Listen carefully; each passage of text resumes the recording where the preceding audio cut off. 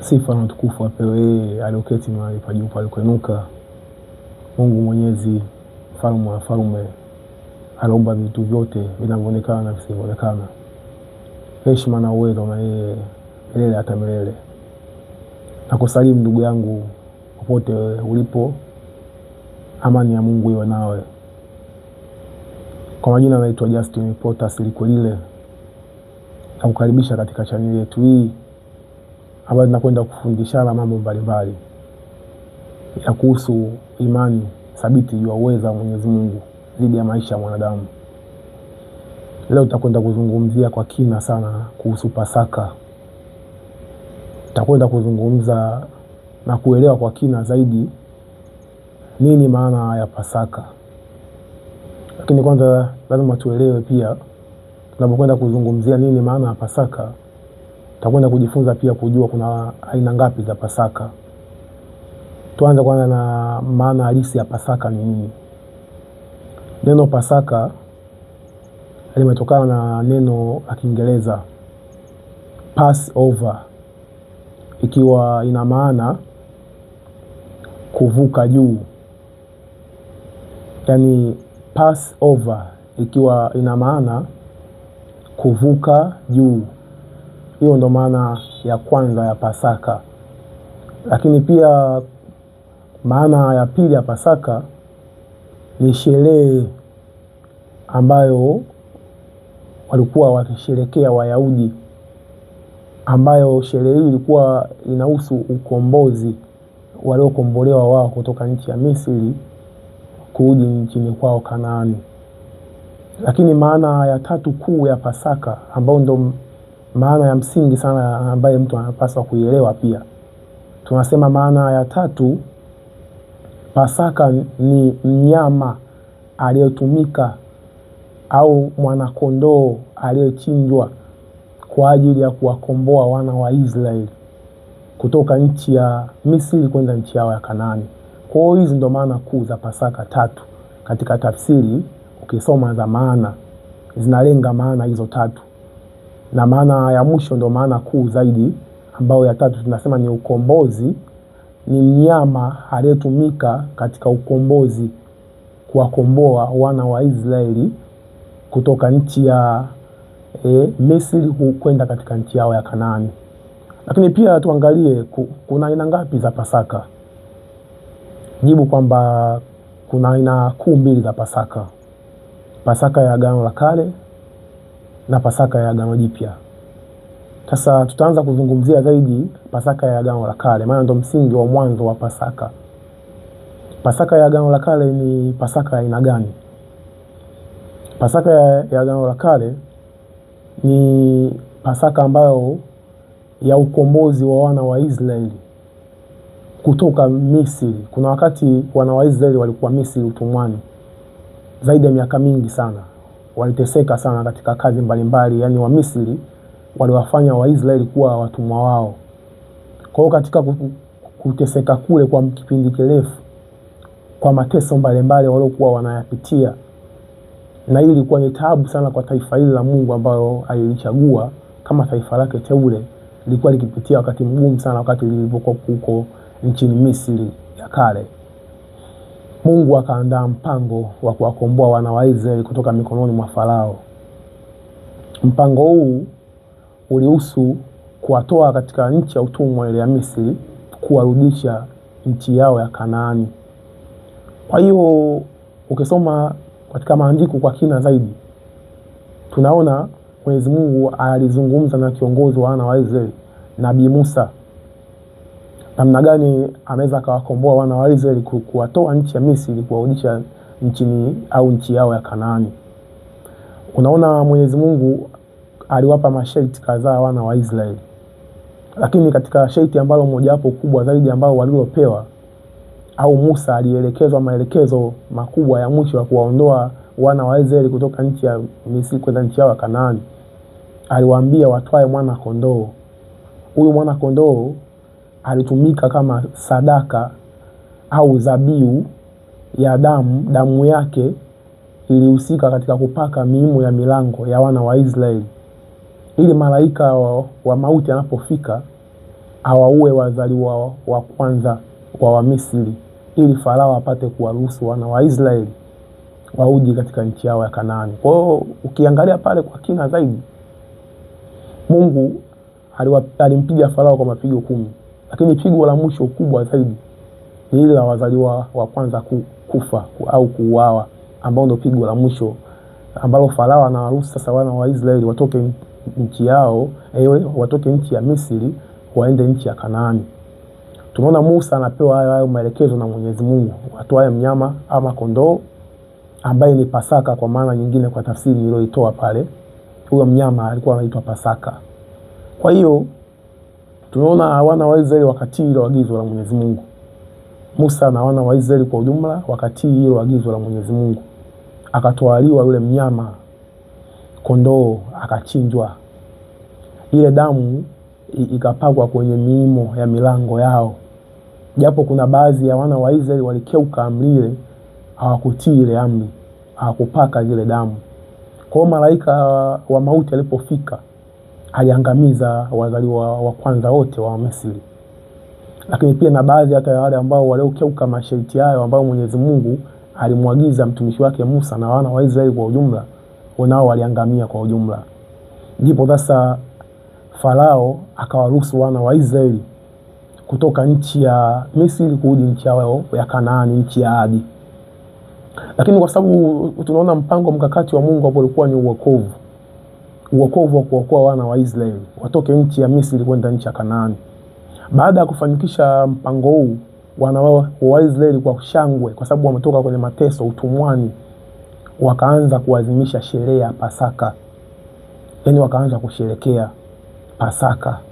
Katika safari yao ile walikuwa wakitembea, wanazaliana, wanaishi huku wakiwa na desturi kila mwaka wanasherekea Pasaka. Na Pasaka yao wana wa Israeli, ukisoma katika maandiko matakatifu, walikuwa wakifanya mwezi Nisani. Yaani mwezi Nisani tunasema kwa tafsiri ya kalenda za Kiebrania tunasema ni mwezi wa kwanza, siku ya 14. Lakini ukija kutafsiri kwa kalenda yetu sisi ya sasa ni mwezi wa 4. Kwa hiyo ilikuwa ni desturi ya wana wa Israeli kusherekea Pasaka kila mwaka katika mwezi huo, na walipewa masharti kadhaa. Wanapokuwa wanasherekea, anachinjwa yule mnyama ambaye Pasaka. Yule Pasaka walipewa masharti yao namna gani ya kumla yule mnyama. Lakini ndio ilikuwa desturi ya taifa la Israeli. Wakawa wameendeleza desturi hiyo ya kusherekea Pasaka kila mwaka, ndio ikawa desturi hiyo katika maisha ya kanisa la awali, kwa maana kwa wana wa Israeli sasa. Lakini kipindi kikapita, dunia kaingia katika machafuko makubwa sana ya uovu. Yaani dunia ikamwasi Mwenyezi Mungu kiwango cha juu sana. Watu wakafanya maovu makubwa sana, machafuko mbele za Mungu, kuanzia taifa la Israeli na dunia yote kiujumla. Tunaona sasa, kwa sababu maandiko yanasema mshahara wa dhambi ni mauti. Maandiko matakatifu yanasema mshahara wa dhambi ni mauti. Kwa sababu dunia ilishaingia katika hatia ya dhambi, na Mwenyezi Mungu alishatembea na watu wake kuanzia karne mbalimbali, na alishaonya sana juu ya kusimamia misimamo ya kuishi dhambi. Basi dunia iliingia katika machafuko na dhambi nyingi ambazo zilipelekea sasa Mwenyezi Mungu kuhitaji kuhukumu ulimwengu mzima. Lakini kwa mujibu wa maandiko, mshahara wa dhambi ni mauti kama nilivyosema. Mungu wakati anataka kuangamiza ulimwengu kwa sababu ya sheria hiyo inasema mshahara wa dhambi ni mauti. Lakini wakati huo bado Mungu alikuwa na huruma na watu wake. Japo sheria inasema mshahara wa dhambi ni mauti, ndipo Mwenyezi Mungu sasa akaandaa mpango wa kuukomboa ulimwengu kiujumla. Kuukomboa ulimwengu kiujumla, watu watoke katika dhambi waje katika nuru. Ndio tunaona katika mikakati hiyo Mwenyezi Mungu aliyoipanga kumkomboa mwanadamu kutoka katika giza ili aje katika nuru, kwa maana kutoka katika utumwa wa dhambi aje katika nuru. Ndio tunaona sana anaandaa mpango wa kumtuma Yesu Kristo haje ulimwenguni sasa kwa ajili ya kuukomboa ulimwengu.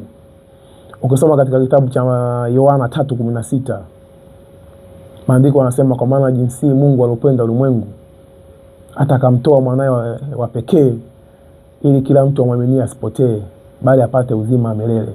Kwa hiyo Mwenyezi Mungu aliupenda ulimwengu hata akamtoa mwanae wa pekee ili kila mtu amwaminie asipotee.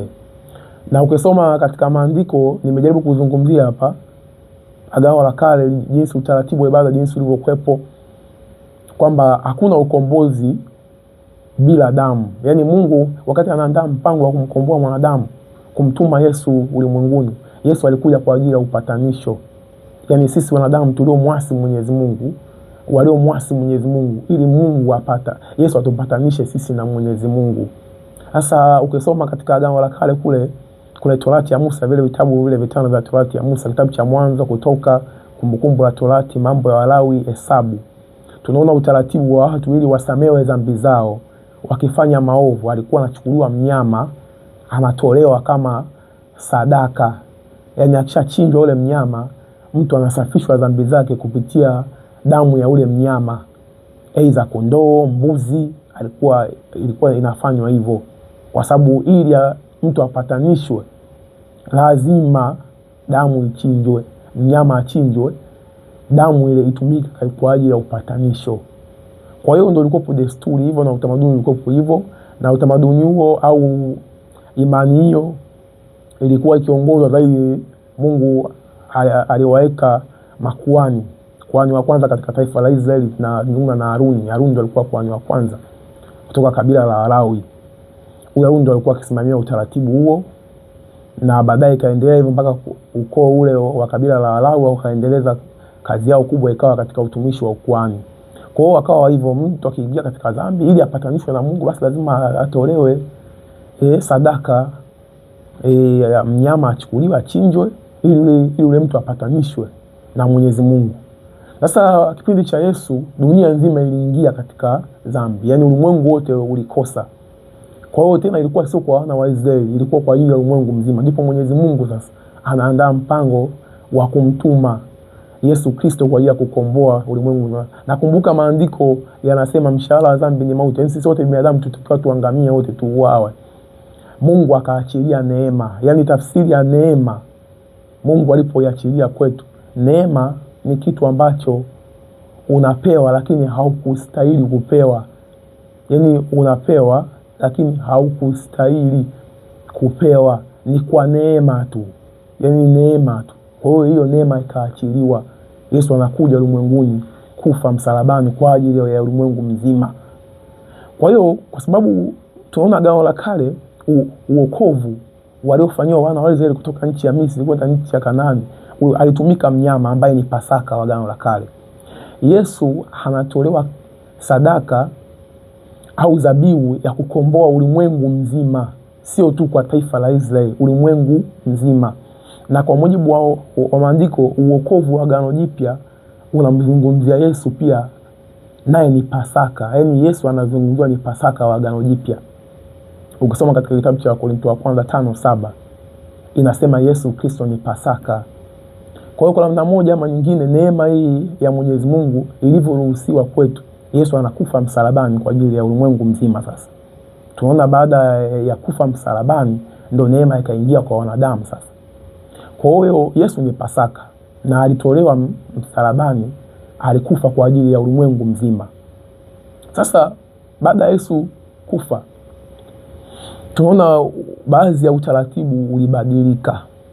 Yaani kumbuka Agano la Kale, wana wa Israeli baada ya kukombolewa na kupitia ule mnyama, tunaona sasa walikuwa kila wanaposherehekea wanamchinja ule mnyama Pasaka, wanamla. Sisi kwa Agano Jipya, Yesu naye anaitwa Pasaka, anashika nafasi ya ule mnyama wa Agano la Kale. Sisi hatuwezi tukamla Yesu. Ndio ukisoma